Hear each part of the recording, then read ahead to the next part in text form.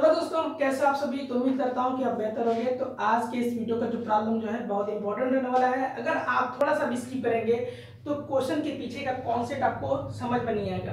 तो वीडियो को लास्ट से देखें। वीडियो अगर आपको अच्छी लगती है तभी आप इस वीडियो को लाइक और चैनल को सब्सक्राइब करके बेल आइकन को प्रेस करिएगा।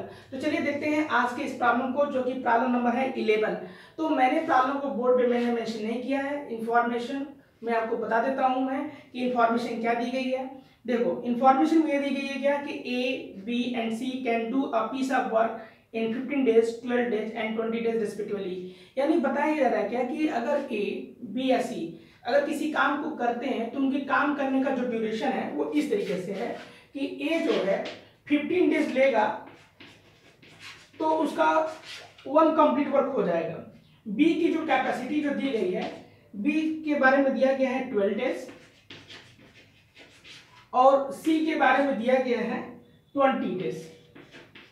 यानी ये इनके वर्क काम को करने की कैपेसिटी है। यानी ए 15 डेज में कर सकता है किसी काम को, बी उसी काम को 12 डेज में और सी उसी काम को 20 डेज में कर सकता है। आगे की इंफॉर्मेशन ये दी गई है कि they started the work together but she left after 2 days. इन तीनों ने उस काम को एक साथ करना शुरू किया है और जब ये काम शुरू होता है तो उसके 2 दिन के बाद सी जो है काम को छोड़ दे रहा है। अब आपसे क्वेश्चन में ये पूछा जा रहा है क्या कि in how many days will the remaining work be completed by A and B. यानी जब सी जो है 2 दिन के बाद जब काम को छोड़ देगा, क्लियर, तो 2 दिन के बाद छोड़ देने से बचा हुआ काम जो है ए और बी कितने दिन में पूरा कर पाएंगे, यही आपको पता करना है। तो सबसे पहले एक बेसिक चीज आपको जाननी होगी कि भाई अगर ए 15 डेज ले रहा है तो एक दिन में कितना करेगा बेटा, ये एक दिन में केवल 1/15 करेगा। उसी तरीके से बी अगर किसी काम को 12 डेज में करता है तो इसका मतलब एक दिन में केवल वो 1/12 वर्क ही कर पाएगा। उसी तरीके से सी जो है 1/20 करेगा। तो सबसे पहले हम ये पता कर लें कि भाई ये एक दिन में कितना काम कर लेंगे।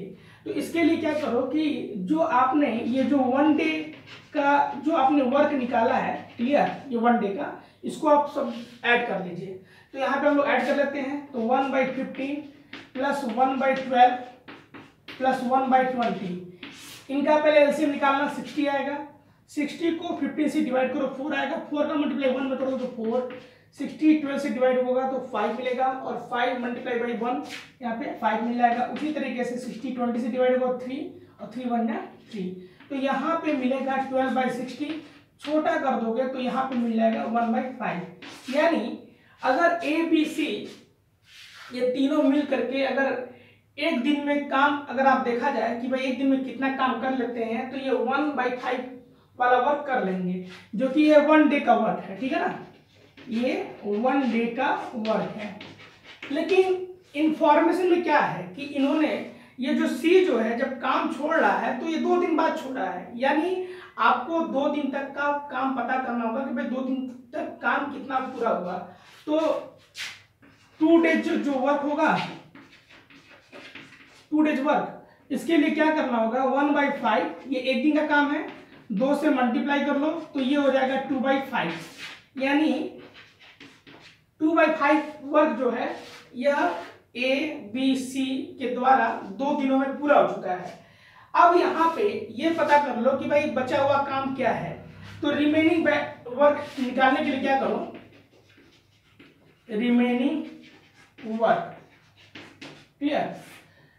मान लो कि टोटल वर्क 1 मान लो और इस टोटल वाले वर्क में से जितना काम ये हो चुका है 2/5 वाला वर्क, क्लियर, इसको तुम माइनस कर लो इसमें से, तो क्या मिलेगा 5 1 5 और 5 में 2 सेपरेट कर दो तो ये हो जाएगा 3/5। यानी बताया जा रहा है कि अभी भी 3/5 वाला काम जो है ये बैलेंस बचा हुआ है। अब बचे हुए काम को कौन कर रहा है, बचे हुए काम को ए और बी करेंगे क्योंकि सी तो छोड़ के जा चुका है, क्लियर। तो अब इस चीज को हम क्लीन कर देते हैं, क्लियर। तो अब ये आप अलग से पता कर लो कि ए और बी जो है अगर यही दोनों मिलकर काम कर रहे हैं तो पहले इनका ये पता करो कि एक दिन में इनकी द्वारा कितना काम पूरा हो जाएगा। तो यहाँ पे ए का 1/15 है, बी का 1/12 है, तो यहाँ पे 15 और 12 का जब तुम एलसीएम निकालोगे तो क्या आएगा, यहाँ भी तुमको जो है 60 मिलेगा। तो यहाँ पे आप 60 लिख लो और 60 को 15 से डिवाइड करोगे तो 4, तो 4 1 जा 4 और 60 को 12 से डिवाइड करोगे तो 5, तो ये 5 यहाँ मिल जाएगा। तो कुल मिलाकर के मिला 9/60, यानी 3 3 जा 9 और 3 20 या 60, यानी 9 और 60 को हमने 3 से डिवाइड किया है। क्लियर? तो ये बता रहा है क्या कि वन डे में अगर केवल ए और बी मिल के काम करेंगे, क्लियर, तो एक दिन में इनके द्वारा 3/20 वाला वर्क पूरा होगा। तो होल वर्क जो होगा, whole work done by A and B, ये जो पूरा काम जब आपको निकालना होगा भाई पूरा काम जो है अगर ए और बी कितने दिनों में कर पाएंगे, तो इसके लिए आपको इसको पलट देना होगा। तो पलटोगे तो ये हो जाएगा 20/3 डेज। क्लियर? यानी 20/3 डेज में अगर वही काम करना होता तो ये काम पूरा इतने दिनों में हो जाएगा। लेकिन काम का कुछ हिस्सा तो पूरा हो गया था। क्लियर? बचा काम क्या है? बचा काम तो केवल 3/5 है ना, यही रिमेनिंग काम तो करना है और यही पता करना है कि 3/5 वाला वर्क जो है ए और बी के द्वारा कितने दिनों में पूरा हो जाएगा। तो यहाँ पे हम लोग ऐसे निकाल लेंगे कि डन वर्क, यानी एक तरीके से कसते हो ब्रैकेट में रिमेनिंग वर्क, ठीक है ना, रिमेनिंग वर्क के बारे में बात हो रही है। तो done work by A and B, इसके लिए करना क्या होगा कि ए और बी की जो कैपेसिटी है काम को करने की वो क्या है, 20/3 डेज है। क्लियर? विद टुगेदर है। क्लियर? तो ये मल्टीप्लाई बाय रिमेनिंग जो वर्क है इसको आपको ले लेना होगा, जो काम बचा हुआ है। तो यहाँ पे आप देख रहे हो कि रिमेनिंग वर्क कितना है, रिमेनिंग वर्क तो 3/5 है, ये 3/5 यहाँ पे ले लीजिए। तो अब यहाँ पे ये 3 कैंसिल हो गया और 25 से डिवाइड होगा तो ये हो जाएगा 4 डेज, यानी बचा हुआ जो काम जो होगा वो 4 डेज में पूरा हो जाएगा।